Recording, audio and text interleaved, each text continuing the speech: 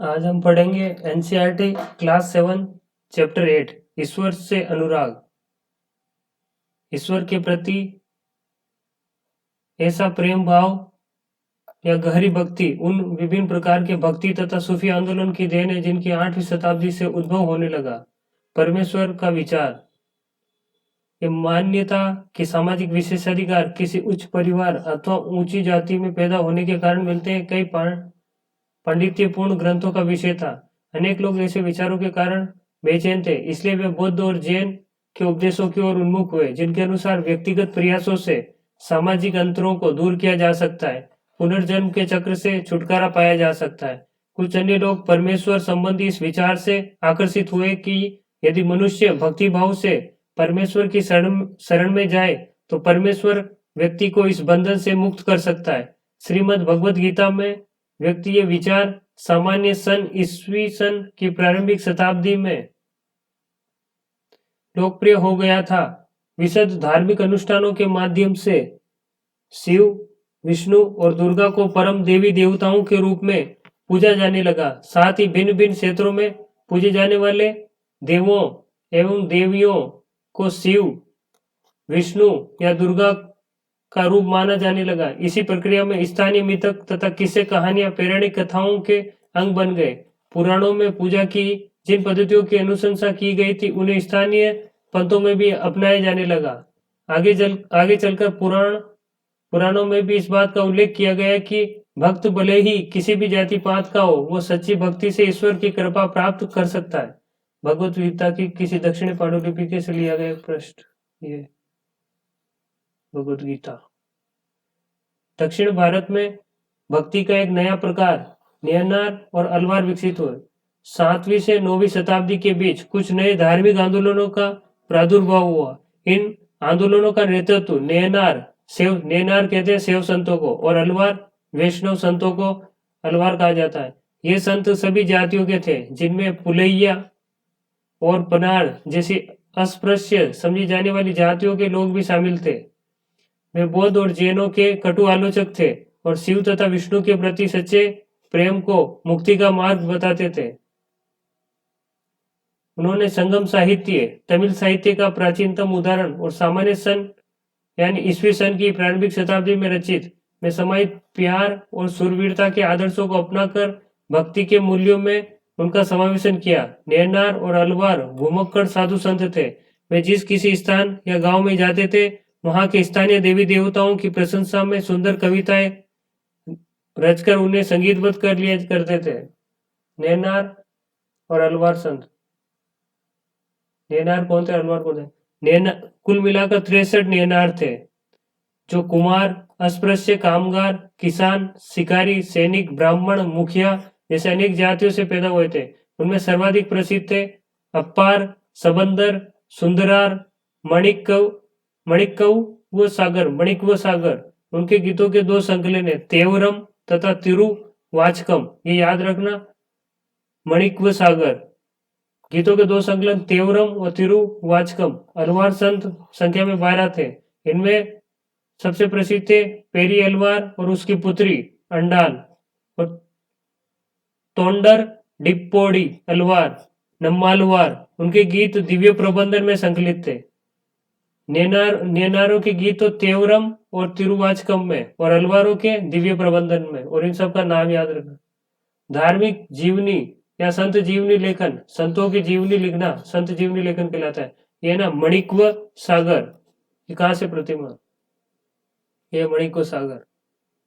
10वीं से 12वीं सदियों के बीच चोल पांड्यन राजाओं ने उन अनेक धार्मिक स्थलों पर विशाल मंदिर बनवा दिए जहां की संत कवियों ने यात्रा की थी। इस प्रकार भक्ति परंपरा और मंदिर पूजा के बीच गहरे संबंध स्थापित हो गए।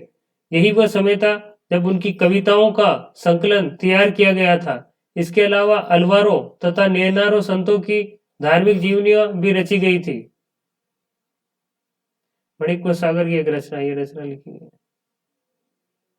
दर्शन और भक्ति, भारत के सर्वाधिक प्रभावशाली दार्शनिकों में से एक शंकर का जन्म 8वीं शताब्दी में केरल प्रदेश में हुआ। वे अद्वैतवाद के समर्थक थे। शंकर किसके समर्थक थे?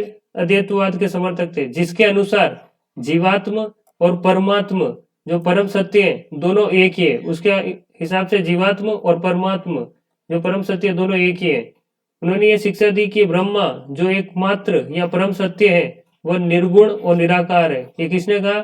शंकर ने कहा कि ब्रह्मा एक निर्गुण और निराकार है। शंकर ने हमारे चारों ओर के संसार को मिथ्या या माया माना और संसार का परित्याग करके अर्थात संन्यास लेने और ब्रह्म की सही प्रकृति को समझने और मोक्ष प्राप्त करने के लिए ज्ञान के मार्ग को अपनाने का आदेश दिया। ज्ञान के मार्ग को अपनाने का आदेश किसने दिया? मोक्ष प्राप्त करने के लिए शंकर ने।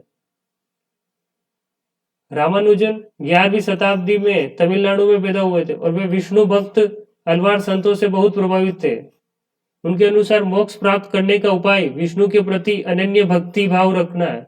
भगवान विष्णु की कृपा दृष्टि से भक्त उनके साथ एकाकार होने का परमानंद प्राप्त कर सकते हैं। और रामानुज ने कौन से सिद्धांत को प्रतिपादित किया? विशिष्टता द्वैतवाद को प्रतिपादित किया, जिसके अनुसार आत्मा परमात्मा से जुड़ने के बाद भी अपनी अलग से सत्ता रखती। वो बताते हैं कि आत्मा परमात्मा से जुड़ने के बाद भी अपनी अलग से सत्ता बनाए रखती है। रामानुज के सिद्धांत ने भक्ति की नई धारा को बहुत प्रेरित किया जो परवर्ती काल में उत्तरी भारत में विकसित हुई। बासवन्ना का वीर सेववाद, तमिल भक्ति आंदोलन और मंदिर पूजा के बीच क्या इसके परिणाम स्वरूप जो प्रतिक्रिया हुई वो बासवन्ना, अलम प्रभु व अक्कम महादेवी जैसे उसके साथियों द्वारा प्रारंभ किए गए वीर सेव आंदोलन में स्पष्ट दिखाई देती है।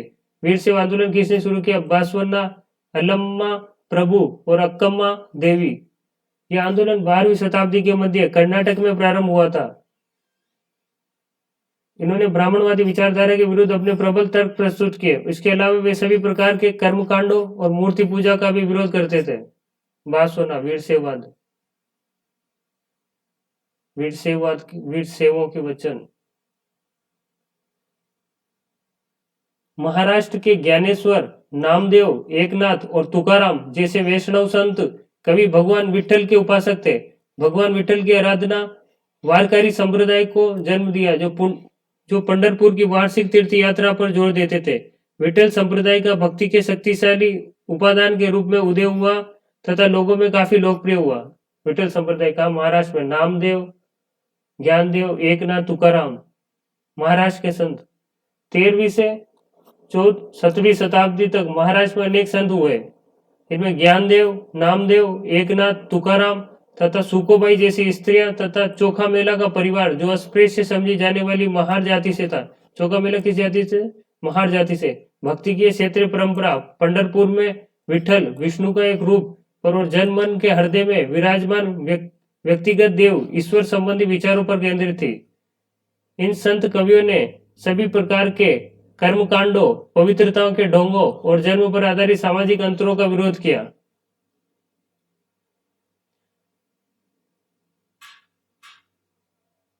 सुप्रसिद्ध गुजराती संत नरसिंह मेहता ने कहा, वैष्णव जन तो जनिए, पीर पराई जाने रे। गुजराती संत नरसिंह मेहता।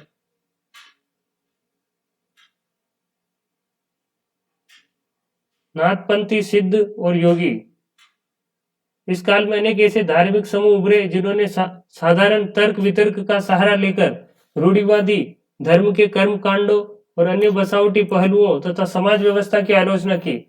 उनमें नाथपंथी, सिद्धाचार और योगी जन उल्लेखनीय। उन्होंने संसार का परित्याग करने का समर्थन किया। उनके विचार से निराकार परम सत्य का चिंतन, मनन और उसके साथ एक हो जाने की अनुभूति ही मोक्ष का मार्ग है। ये किसने कहा? नाथपंथियों, सिद्धाचार्य और योगियों ने। इसके लिए उन्होंने योगासन, प्राणायाम और चिंतन मनन जैसी क्रियाओं के माध्यम से मन एवं शरीर को कठोर परीक्षण देने की आवश्यकता पर बल दिया। ये समूह खास तौर पर नीची कही जाने वाली जातियों में बहुत लोकप्रिय हुए।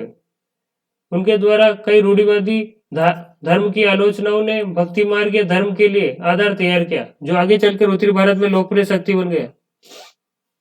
यह है नाथपंथी सिद्ध योगी। इस्लाम सूफी मत। संतों और सूफियों में बहुत अधिक समानता थी, यहाँ तक कि यह भी माना जाता है कि उन्होंने आपस में कई विचारों का आदान प्रदान भी किया। सूफी मुसलमान रहस्यवादी थे। वे धर्म के बाहरी आडंबरों को अस्वीकार करते हुए ईश्वर के प्रति प्रेम, भक्ति तथा सभी मनुष्य के प्रति दया भाव रखने पर बल देते थे। इस्लाम ने एकेश्वरवाद यानी एक अल्लाह के प्रति अपने पूर्ण समर्पण को सुदृढ़ता से प्रचार किया। 8वीं और 9वीं शताब्दी में धार्मिक विद्वानों ने पवित्र कानून, शरिया और इस्लामिक धर्मशास्त्र के विभिन्न पहलुओं को विकसित किया। इस्लाम धीरे धीरे और जटिल होता गया, जबकि सूफियों ने एक अलग रास्ता दिखाया जो ईश्वर के प्रति व्यक्तिगत समर्पण पर बल देता है। सूफियों ने जो अलग रास्ता व्यक्तिगत समर्पण पर बल देता है। सूफी लोगों ने मुस्लिम धार्मिक विद्वानों द्वारा निर्धारित विशुद्ध कर्मकांड और आचार संहिता को बहुत अस्वीकार किया। वे ईश्वर के साथ ठीक उसी प्रकार जुड़े रहना चाहते थे जिस प्रकार एक प्रेमी दुनिया की परवाह किए बिना अपनी प्रीतमा के साथ जुड़ा रहता है। संत कवियों की तरह सूफी लोग भी अपनी भावनाओं को व्यक्त करने के लिए काव्य रचना किया करते। गद्दी में एक विस्तृत साहित्य तथा कई किस्से कहानियां इन सूफी संतों के इर्द गिर्द विकसित हुई। मध्य एशिया के महान सूफी संतों में गज्जाली, रूमी, सादी के नाम उल्लेखनीय है। नाथपंथियों, सिद्धों, योगियों की तरह सूफी भी यही मानते थे कि दुनिया के प्रति अलग नजरिया अपनाने के लिए दिल को सिखाया पढ़ाया जा सकता है। उन्होंने किसी ओलिया या पीर की देखरेख में जिक्र, नाम का जाप, चिंतन, समा, गाना, रक्स, नृत्य, नीति चर्चा, सांस पर नियंत्रण आदि के जरिए प्रशिक्षण की विस्तृत रीतियों का विकास किया। इस प्रकार आध्यात्मिक सूफी उस्तादों की पीढ़ियां सिलसिलों का प्रादुर्भाव हुआ। इनमें से हर एक सिलसिले निर्देशों धार्मिक क्रियाओं का थोड़ा बहुत अलग तरीका अपनाया। कश्मीर में 15वीं और 16वीं सदियों में सूफीवाद के ऋषि पंथ का उदय हुआ। कौन से पंथ का? ऋषि पंथ का हुआ। इस पंथ की स्थापना शेख निरुद्दीन वली, जिन्हें नंद ऋषि के नाम से भी जाना जाता, ने की थी, जिसने कश्मीर के लोगों के जीवन पर गहरा प्रभाव डाला और ऋषि संतों को समर्पित कई स्मारक कश्मीर में बनाए गए। खानका सूफी संस्था जहां सूफी संत अक्सर रहते भी हैं। खानका 11वीं शताब्दी से अनेक सूफी जन मध्य एशिया से आकर हिंदुस्तान में बसने लगे। दिल्ली सल्तनत की स्थापना के साथ ये प्रक्रिया उस समय और भी मजबूत हो गई, जब उपमहाद्वीप में स्वतंत्र बड़े बड़े अनेक सूफी केंद्र विकसित हो गए। चिश्ती सिलसिला इन सभी सिलसिलों में सबसे अधिक प्रभावशाली था। इसमें ओलियाओं की एक लंबी परंपरा थी, जिसमें अजमेर के ख्वाजा मोइनुद्दीन चिश्ती, दिल्ली के कुतुबुद्दीन बख्तियार काकी, पंजाब के बाबा फरीद, दिल्ली के ख्वाजा निजामुद्दीन औलिया और गुलबर्ग के बंदानवाज गिसियुद्दौराज आदि प्रसिद्ध है। सूफी संत अपने खानकाओं में विशेष बैठकों का आयोजन करते थे। यहाँ सभी प्रकार के भक्तगण, जिन्हें शाही घराने के लोग तथा अभिजात और आम लोग भी शामिल होते थे, इन खानकाओं में आते थे, आध्यात्मिक विषय पर चर्चा करते थे। अक्सर लोग ये समझते थे कि सूफी औलियाओं के पास चमत्कारी शक्तियां होती है। सूफी संत की दरगाह एक तीर्थ स्थल बन गई है आज के जमाने में। ईसाई धर्म के लोग हजारों की संख्या में इकट्ठे होते हैं, अलग अलग धर्म के लोग। जलालुद्दीन रूमी 13वीं सदी का महान सूफी शायर था। वह ईरान का रहने वाला था और उसने फारसी में काव्य रचनाएं की थी। उत्तर भारत में धार्मिक बदलाव। 13वीं सदी के बाद उत्तरी भारत में भक्ति आंदोलन की एक नई लहर आई। ये एक ऐसा युग था जब इस्लाम, ब्राह्मणवादी हिंदू धर्म, सूफी मत, भक्ति की विभिन्न धाराओं ने और नाथपंथियों, सिद्धों, योगियों ने परस्पर एक दूसरे को प्रभावित किया। हम ऐसे लोग विशेष रूप से शिल्पी, कृषक, व्यापारी, मजदूर इन नए संतों के विचारों को सुनने के लिए इकट्ठे हो जाते थे और फिर वे उनका प्रचार करते थे। चैतन्य देव 16वीं शताब्दी के बंगाल के एक भक्ति संत है। इन्होंने कृष्ण राधा के प्रति निष्काम भक्ति भाव का उपदेश दिया। इस चित्र में आप उनके अनुयायियों के एक समूह को आनंद में नाच। उनमें से कबीर, बाबा गुरु नानक जैसे कुछ संतों ने सभी आडंबरपूर्ण रूढ़िवादी धर्मों को अस्वीकार किया।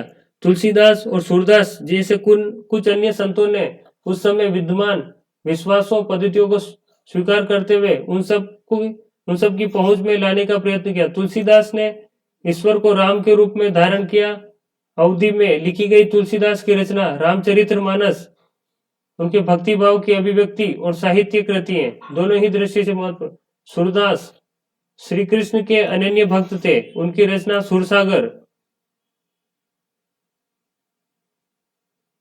सुरसागर सुरसारावली साहित्य लहरी में संग्रहित है।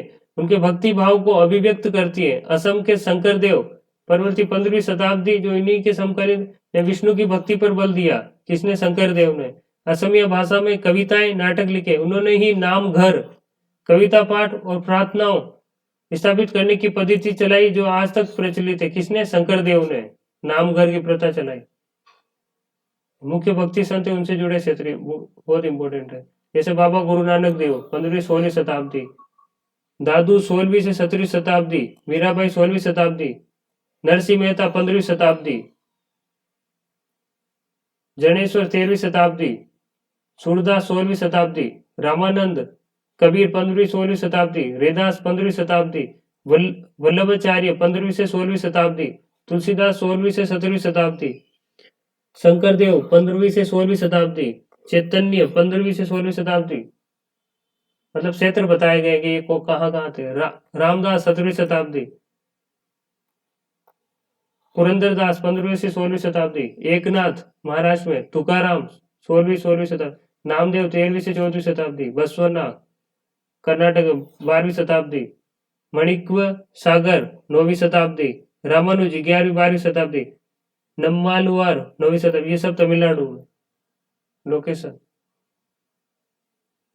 शंकरदेव की भक्ति का सार, एक शरण नाम धर्म। एक शरण नाम धर्म किसने दिया? शंकरदेव ने। एक सर्वसत्ता के प्रति समर्पण के नाम से जाना गया। शंकरदेव की शिक्षाएं भगवत गीता तथा भगवत पुराण पर आधारित है।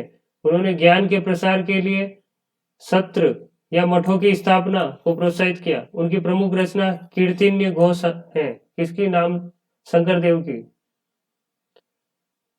इन परंपराओं में दादू दयाल, रविदास, मीराबाई जैसे संत भी शामिल थे। मीराबाई एक राजपूत राजकुमारी थी जिनका विवाह 16वीं शताब्दी में मेवाड़ के एक राजसी घराने में हुआ।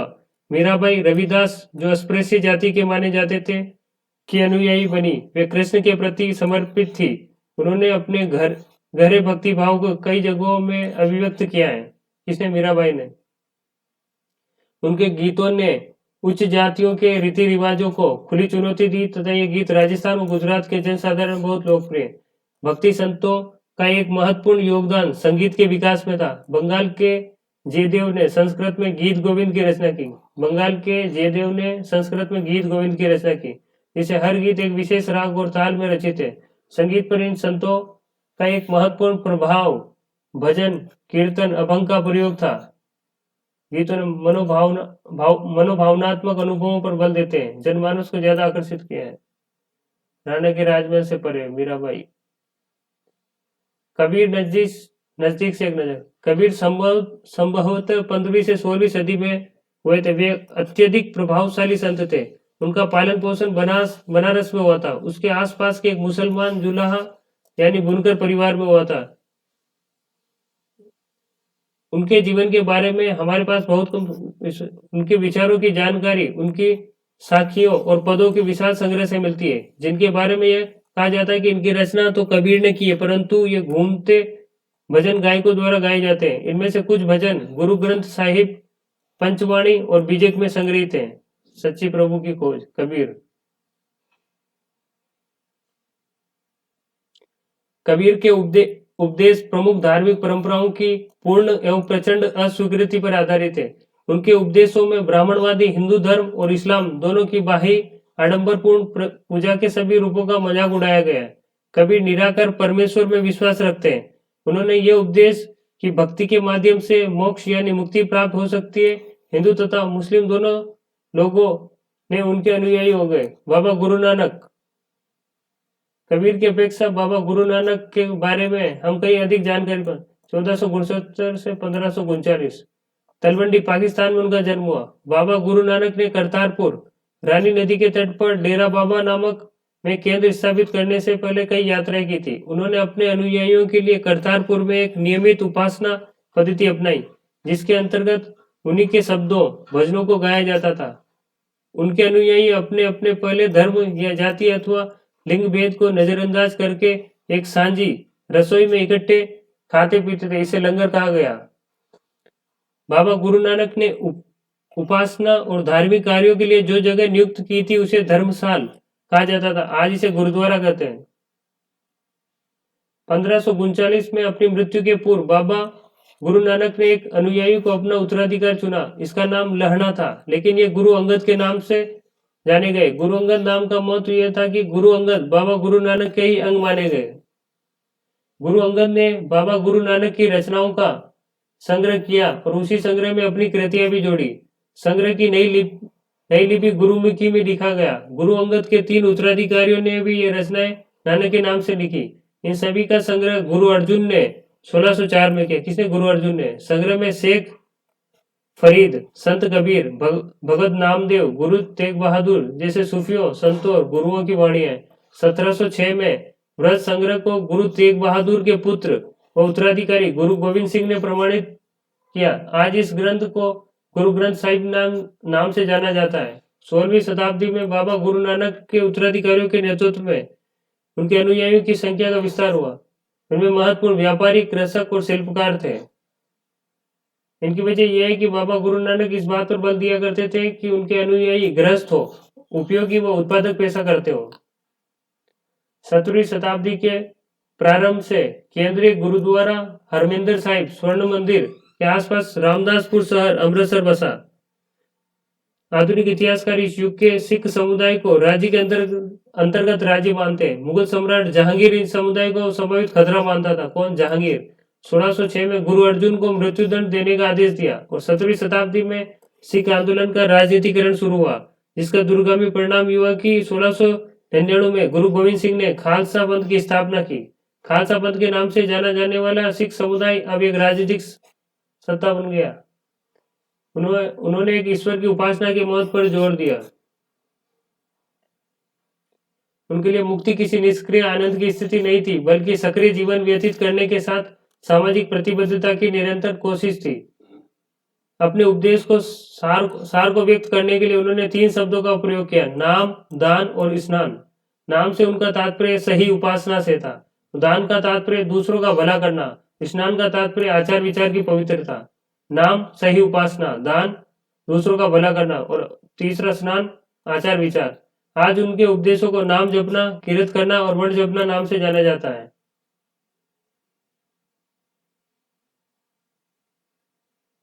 मार्टिन लूथर और धर्म सुधार आंदोलन। 16वीं शताब्दी का समय यूरोप में भी एक धार्मिक अंतःक्षोभ यानी उथल पुथल का काल था। ईसाई धर्म में अनेक परिवर्तन हुए, जिन्हें लाने वाले महत्वपूर्ण नेता थे मार्टिन लूथर। लूथर ने यह महसूस किया कि रोमन कैथोलिक चर्च के अनेक आचार व्यवहार बाइबिल की शिक्षाओं के विरुद्ध थे। लूथर ने लैटिन भाषा की बजाय आम लोगों की भाषा के प्रयोग को प्रोत्साहन दिया, बाइबिल का जर्मन भाषा में अनुवाद किया। वे दंड मोचन की उस प्रथा के घोर विरोधी थे, जिसके अंतर्गत पाप कर्मों की क्षमा करने के लिए चर्च को दान दिया जाता था। छापेखाने के बढ़ते हुए प्रयोग उनकी रचनाओं का व्यापक रूप से प्रचार प्रसार किया। अनेक प्रोटेस्टेंट ईसाई संप्रदाय अपना उद्भव लूथर की शिक्षाओं में खोजते हैं। Subscribe my channel and share.